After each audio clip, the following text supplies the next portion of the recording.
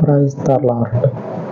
మన పరిశుద్ధుడు రక్షకుడు యేసుక్రీస్తు వారి శక్తి కలిగిన నామమున ఈ రోజున దేవుని వాక్య ధ్యానమునకు ప్రతి ఒక్కరికి మన దేవుని పేరట ప్రైజ్ ద లార్డ్.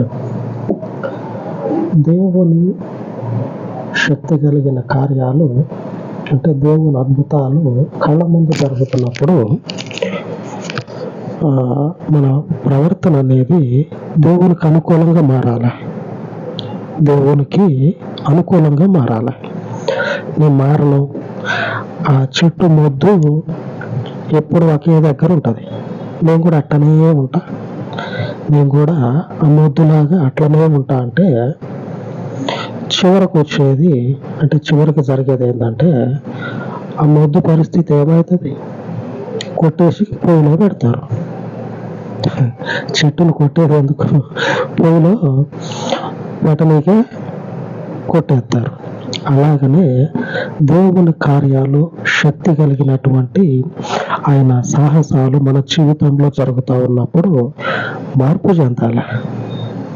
దేవుని వైపుగా మన ఆలోచన తిరగాలి.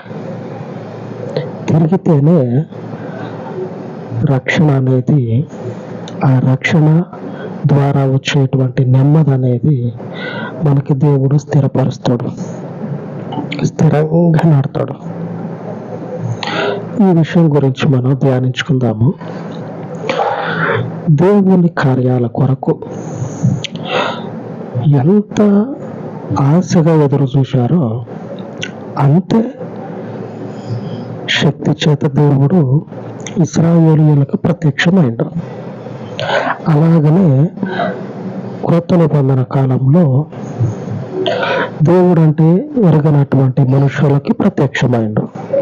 ఇక్కడేమో అపోస్తలుల ద్వారా, అక్కడేమో దేవుని ప్రజలకు మోషే ద్వారా.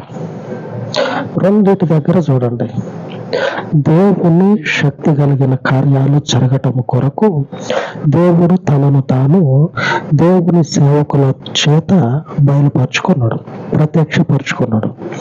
ప్రత్యక్షపరుచుకున్న తర్వాత దేవుని మాట అప్పటిదాకా ఇశ్రాయేలీయుల యొక్క హృదయాలు, వాళ్ళ ప్రవర్తన భిన్నంగా ఉంది. దేవునికి అనుకూలమైనటువంటి వాళ్ళైతే కాదు. అప్పటి వరకు వారికి ఉన్నటువంటి దేవుని అయితే నమ్ముకున్నారు, దేవుని కొరకే ఉన్నారు. కానీ ఒక క్రమం అనేది వారి జీవితాల్లో లేదు. అదే జీవితాల్లో కొనసాగుతూ ఉన్న ఆ సమయంలో దేవుడు వారికి ప్రత్యక్షమయ్యి వారితో చెప్తా ఉన్నాడు ఏమనంటే, మీ మీద రాచరికం చేస్తున్నటువంటి ఆ ఫరో అనేటువంటి వాడు మిమ్మల్ని బొత్తిగా వెళ్ళగొడతాడు.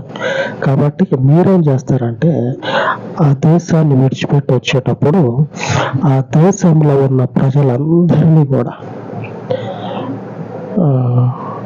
ఎవరికి పొరుగువారుగా ఉన్నారో వారి దగ్గర బంగారము, వెండి, ఇంకా నగలు, వాళ్ళ ఇళ్లలో ఉండేటువంటి నగల్ని అడిగి తీసుకోండి అని దేవుడు చెప్తాడు. అప్పటి వరకు వాళ్ళకి ఎదురైనటువంటి పరిస్థితి ఏంది చూద్దాం మనం. నిర్గమకాండము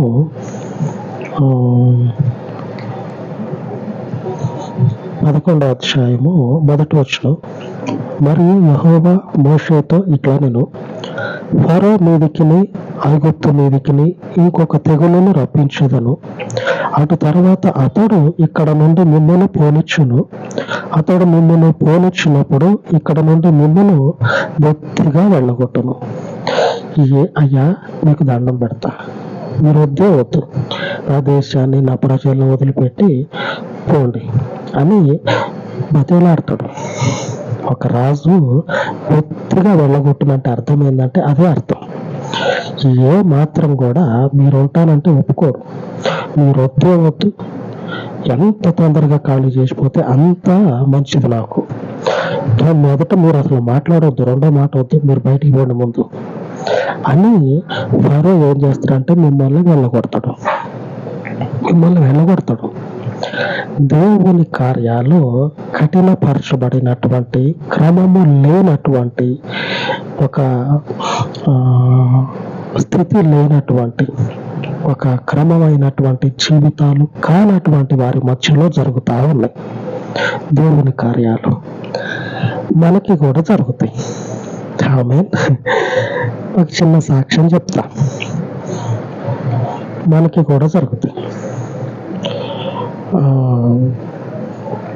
ఎవరో నాకు తెలియదు, అంటే విశ్వాసుల ద్వారా పరిచయం. ఆ, అప్పుడప్పుడు వచ్చి ప్రార్థన చేయించుకొని ప్రార్థనలో కూర్చొని ఉండేది. ఆ బ్రదరు ప్రార్థన చేయించుకోవటం ప్రార్థనకే వచ్చేది. ప్రార్థనకే వచ్చి దేవుని సన్నిధిలో కూర్చొని ప్రార్థన చేయించుకొని పోయి, ఇలాగా విశ్వాసుల ద్వారా పరిచయం. వస్తా పోతా ఉండడం. అంటే ఒకనొక సందర్భంలో మాటల మధ్యలో నా తోట అన్నాడు. ఏమనంటే, బ్రదరు అన్నా, నాకు ఆధార్ కార్డు తెలుసు కదా, ఆధార్ కార్డు అనేది లేదు, నాకు నంబర్దే లేదు, కనీసం జిరాక్సే లేదు. ఎట్లాగా ప్రయత్నం చేసినా సరే నాతోటి ఏమీ కాల అని నాతోటి అన్నాడు. అది ఇప్పుడు మొట్టమొదటి సమయంలో, ఫస్ట్లో ఆధార్ కార్డు వచ్చి అందరు అప్పుడే చిన్నగా జిరాక్స్లు పట్టుకొని తిరుగుతూ ఉన్నటువంటి సమయం, మొట్టమొదట్లో. అప్పుడు ఈ బ్రదర్కి మంచి తెలివైన వాడేం కాదు, కానీ కొంచెం ఆయనకి ఆరోగ్యం అనేది అంతంత మాత్రంగా ఉంటుంది. తల్లిదండ్రులు లేరు, వివాహం అయింది, భార్య కూడా లేదు. ఈయనకు ఉన్నటువంటి అనారోగ్య సమస్యను బట్టి పుట్టింట్లో ఉంటా ఉంది. ఒక్కడే పని చేసుకుని బ్రతుకుతా విశ్వాసుల ద్వారా సంఘానికి వస్తూ ఉండేది. ఆ వచ్చినప్పుడు మాటల మధ్యలో నాతోటి ఈ మాట అన్నాడు. నాతోటి ఈ మాట అంటే, నేను మరి నంబర్ ఏదన్నా ఉంటే తెలిస్తే, కనీసం జిరాక్స్ అన్నా ఉంటే దాన్ని పట్టుకొని తీసుకుపోయి ఒరిజినల్ మీ సేవ కానీ ఇంటర్నెట్ సెంటర్లో కానీ డౌన్లోడ్ చేసుకొని తీసుకురావచ్చు. కనీసం నంబర్ అని తెలిస్తే. ఆ నెంబర్ తెలియదు, అలాగనే ఆ జిరాక్స్లు కూడా ఒకటి లేదు. ఇదే పరిస్థితి. ఎట్లా నాతోటి చెప్తే నేను కూడా ఏమన్నా చేద్దామంటే కనీసం నెంబర్ అన్నా చెప్తే ఏదో ఒకటి చేయవచ్చు. నెంబరే చెప్పినప్పుడు ఇంకా దానికి తగ్గట్టు ఇంకొకటి ఏంటంటే ఆ నెంబర్కి లింక్ అయినటువంటి ఫోన్ నెంబర్ కూడా లేదు, దాన్ని కూడా పోగొట్టిందంట. అంటే ఒక మాటలో చెప్పాలంటే ఉత్త చేతిలో ఉన్నాయి. ఆ చేతుల్లో ఒక ఫోన్ లేదు, ఒక నెంబర్ లేదు, కనీసం ఒక జిరాక్స్ లేదు, ఏమీ లేదు, నంబర్దే లేదు. అది పరిస్థితి. ఏమైనా చేద్దాం అనుకుంటే ఏమీ అవకాశం లేదు. ఈసారి చూద్దాం, దేవునికి ప్రార్థన చేస్తే ఆయన ఏదో ఒక దిక్కు నుంచి ద్వారాలు తెరుస్తాడేమో అని అనుకున్నాం. తర్వాత కొన్ని రోజుల తర్వాత నేను మీ సేవకి పని మీద పోయినా. పోయి ఆ మీ సేవలో ఉన్నటువంటి ఆ మనుషుడు, ఆ ఆపరేటర్లు ఉంటారు కదా, ఆయన ఏ ముఖపరిచయం ఇప్పుడు ఒకసారి పోయినప్పుడు ఏంటంటే, మన పని ఏదో చూసుకొని రావటం అంతే. పెద్ద ఫోన్లు చేసి ఆర్డర్ ఇస్తే మనం పోయి వాళ్ళకి చేసి పెట్టే అంత కూడా కాదు. ఏదో ముఖపరిచయం అంతే. ఏంటంటే మన పని ఏందో చూసుకొని రావటం అంతే. అదే పరిచయం. నేను ఆ పని మీద పోయినప్పుడు అడిగిన, ఇట్లాగా మా బాబారది ఒక ఆయనది ఆధార్ కార్డు ఏమీ లేదు, పరిస్థితి ఇది అని చెప్పని అన్నా.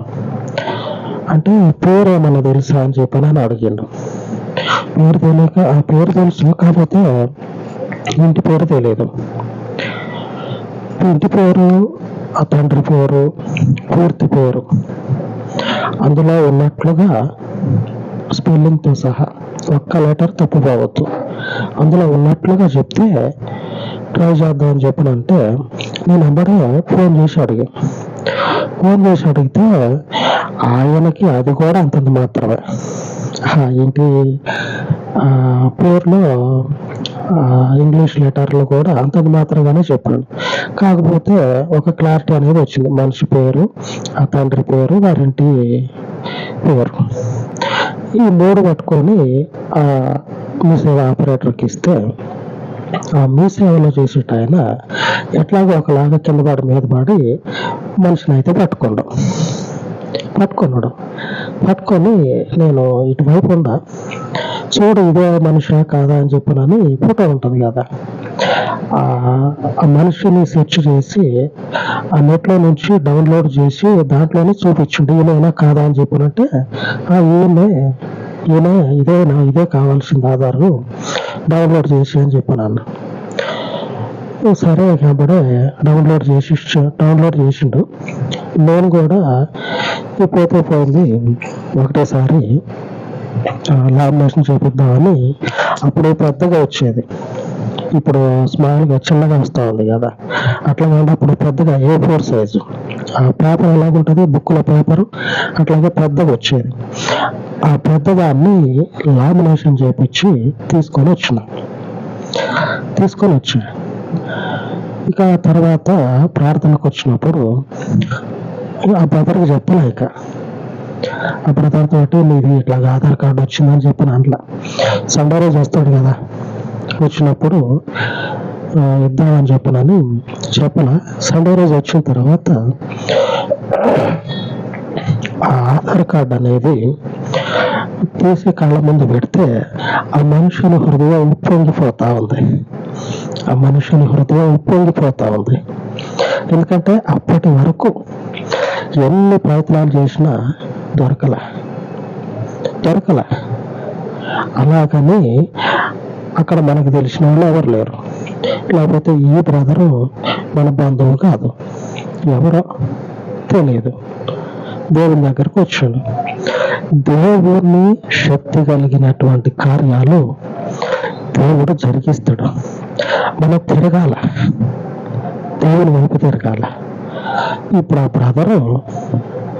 బ్రదరు ఆధార్లో అడ్రస్ అన్నా అందరూ ఉంటుందేమో కానీ ఆ బ్రదర్ అడ్రస్ ఇంతవరకు మనకు అడ్రస్ లేదు, ఎక్కడ ఉన్నాడో కూడా తెలియదు, పత్త లేకుండా పోయిండు.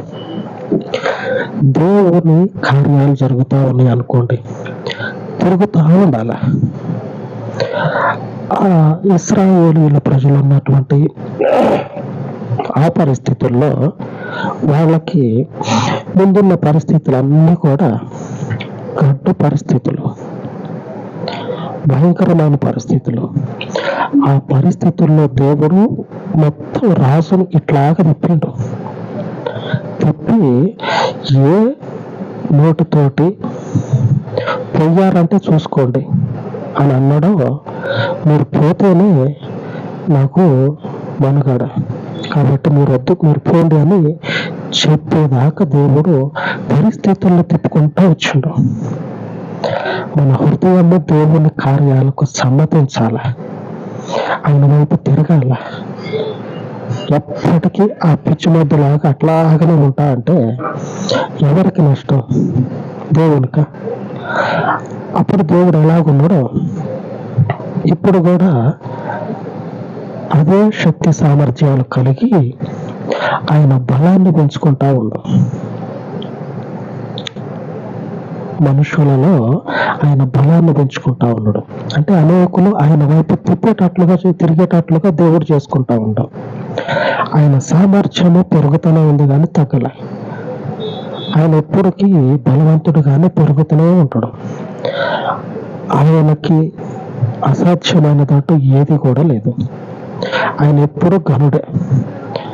మరి మనము తిరగకపోతే, సమ్మతి అనేది మన హృదయాలకు కలగకపోతే, దేవుణ్ణి సమ్మతించకపోతే, ఆయన యొక్క వాక్యానికి ఆయన చూపించినటువంటి సాహస కార్యాలకు మనము చూసి కూడా లోబడకపోతే నష్టపోయేది మనమే.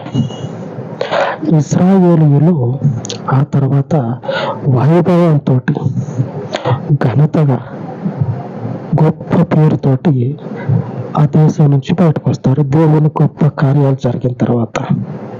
అప్పటి వరకు ఆ, మోటోళ్ళు అంటారు చూడండి, మోటు మనుషులు, అట్లా ఉన్నటువంటి వాళ్ళు ఆ దేవుని కార్యాలను చూసి వారిలో ఉన్నటువంటి అనేకులు దేవుని సేవకుడైనటువంటి మోషే మీద నమ్మకం ఉంచడం మొదలుపెట్టారు. తిరుగుతూ ఉండాలి, తిరుగుతూ ఉండాలి. ఆయన కార్యాలు జరుగుతూ ఉన్నప్పుడు అపోస్తలులు కూడా సేవ చేస్తూ ఉన్నారు. మహా గొప్ప కార్యాలు జరుగుతూ ఉన్నాయి. అపోస్తల కార్యాలు 15వ అధ్యాయము 3-4 వచనాల్లో రాయబడి ఉన్నది. కాబట్టి వారు సంఘము వలన సాగనంపబడి ఫెనీకే, సమరయ దేశముల ద్వారా వెళ్ళుచు అన్ని జనులు దేవుని వైపు తిరిగిన సంగతి తెలియపరిచి సహోదరులకందరికీ మహా సంతోషము కలుగజేసిరి. వారు యెరూషలేమునకు రాగా సంఘపు వారును అపోస్తలులను పెద్దలను వారిని చేర్చుకొనిరి. దేవుడు తమకు తోడై ఉండి చేసినవన్నీ వారు వివరించిరి. అన్ని జనాంగం మధ్యలో, ప్రస్తుతం మన మధ్యలోనే దేవుని కార్యాలు జరుగుతూ ఉంటే ఆ జరిగిన కార్యాలను సంఘానికి అలాగనే సంఘ పెద్దలకు వివరించినప్పుడు వాళ్ళ సంతోషం అంతా ఇంత కాదు. దేవుని కార్యాలు జరుగుతూ ఉన్నాయి. అసలు ఎన్నడూ కూడా ఆ మాట చెవున పడితే అంత దూరం పోయేటువంటి వాళ్ళు కూడా దేవుని కార్యాన్ని చూసి అన్య జనాంగం దేవుని వైపు తిరుగుతూ ఉన్నారంట. సమ్మతి కలిగినటువంటి హృదయాలను దేవుడు మనకిస్తాడు ఆయన కార్యాల ద్వారా. ఈ రోజున దేవుడు వాగ్దానం చేస్తా ఉన్నాడు. ఈ రోజున మన వాక్య ధ్యానం ఏమిటంటే 51వ కీర్తన 12వ వచనం. సమ్మతి గల మనసు కలుగజేసి నన్ను దృఢపరచుము. అంగీకరించేటువంటి హృదయాన్ని నాకు ఇచ్చి నన్ను గట్టిగా చేయి. ఇక అటు ఇటు తొలగిపోకుండా, ఒకవేళ ఆ పరిస్థితి వస్తే, అదిగో నువ్వు ఆనాడు చేసినావు కదా ఆధార్ కార్డు విషయంలో, భలే చేసినావు నువ్వు. ఆ కార్యాలు తలుచుకుంటే పులకరించిపోవాలి. అంత గొప్ప సామర్థ్యం కలిగినటువంటి దేవుడు మనకు తోడై ఉండి అంతకు మించినటువంటి కార్యాలను జరిగిస్తాడు అనేటువంటి దృఢమైనటువంటి విశ్వాసం మనకు కలిగి ఉండాలి బలహీనతల యందు. ఆమేన్. ఆయన ఇంకా జరిగిస్తాడు. చాలా ఉన్నాయి ఇంకా. ఆమేన్. బలమైనటువంటి కార్యాలను జరిగించే దేవుడు మనకున్నాడు. మీ జీవితాల్లో కూడా చేస్తాడు. దేవుని వైపు తిరుగుతాం. ఆ మొద్దు కనుక కదలదో మొదలదు, అట్లా ఉంటుంది. కళ్ళ ముందు దేవుని కార్యాలు, మనుషుని కాదు, దేవుని కార్యాలు జరుగుతూ ఉన్నప్పుడు దృఢపడాల, గట్టిగా అయిపోవాల. దేవుందే ఇది, మరొకరిది కాదు. ఆకాశం అందున్నటువంటి శక్తిమంతుందే ఇది అనేటువంటి స్థిరమైన విశ్వాసం దేవుడు మనకు అనుగ్రహించును గాక. అలాగ ప్రార్థించుకుందాం. సర్వలోకానికి చక్రవర్తివి, సర్వలోకమును ఏలేటువంటి మహాదేవుడవు, కలవరిగిరిలో చిందించిన నీ అమూల్యమైనటువంటి రక్తంలోని పవిత్ర శక్తి చేత తండ్రి, ఈ ఉదయకాలమందు మీ ప్రజల హృదయాలలో ఉన్నటువంటి అసమాధానాన్ని, బలహీనతలను పారద్రోలి గొప్ప కార్యాలను అటు ఇశ్రాయేలీయులలో ఇటు అపోస్తలులైనటువంటి సేవకుల జీవితాలలో నీవు తోడయ్యుండి గొప్ప కార్యములను జరిగించి నీ వారిని నీలో దృఢముగా స్థాపించుకున్న మహాదేవుడవు. అంతటి కార్యములు, అంతకు మించిన కార్యములు ఈ పరిచర్యలో జరిగించి నాయన తండ్రి అని పిలవగలిగే గొప్ప స్థితిని కలుగజేసిన మా దేవుడవు. నీ వద్ద ప్రార్థిస్తూ ఉండగా ఈ పరిచర్యను వెంబడించుచు ఉన్న ప్రతి ఒక్కరి జీవితాలలో వారి అవసరము కొలది ఈ గొప్ప కార్యములను జరిగించి వారిని తండ్రి మీ యొక్క పేరులో మీ పరిశుద్ధతలో స్థిరపరిచి మీకు ఘనతను తెచ్చుకొనమని మా రక్షకుడైన యేసుక్రీస్తు శక్తి కలిగిన నామమున ప్రార్థించి వేడుకొనుచు ఉన్నాను తండ్రి. ఆమేన్. ఆమేన్. మన దేవుని కృప మనకు తోడై ఉండను గాక. ఆమేన్. ఆమేన్.